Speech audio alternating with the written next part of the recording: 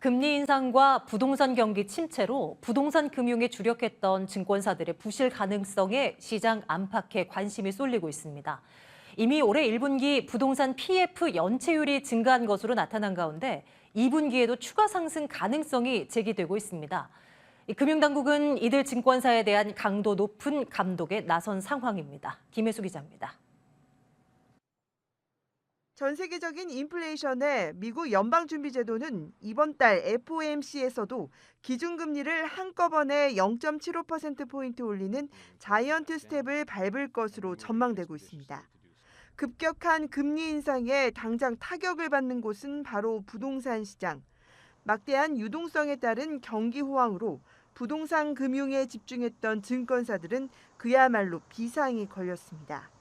윤창현 의원실에 따르면 증권사의 부동산 PF 연체율은 이미 올해 1분기 기준 4.7%로 3개월 새 1%포인트 높아졌고 2019년 말에 비해선 3배 이상 치솟았습니다.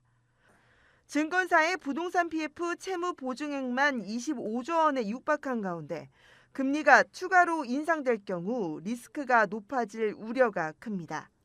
당장 대형사보단 중소형사에 대한 위험 부담이 높아지고 있습니다. 경쟁력을 확보하기 위해 위험 부담이 높은 사업 초기 브릿지론과 중후순위 PF에 집중한 결과 중소형사의 자기자본 대비 브릿지론과 PF 익스포저가 대형사에 비해 높게 나타났습니다.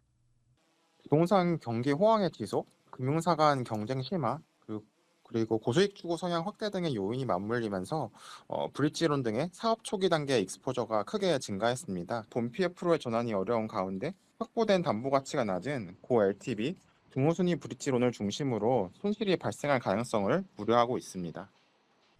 이미 지난 7월 증권사 부동산 PF에 대한 전수조사에 나선 금융당국은 부실 가능성을 선제적으로 관리하기 위해 감독 강화에 나선 상태입니다.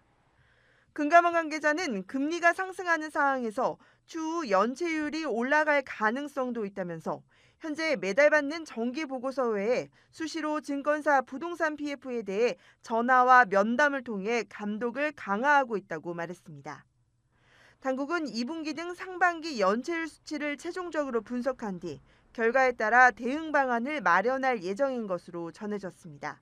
머니투데이 방송 김혜수입니다.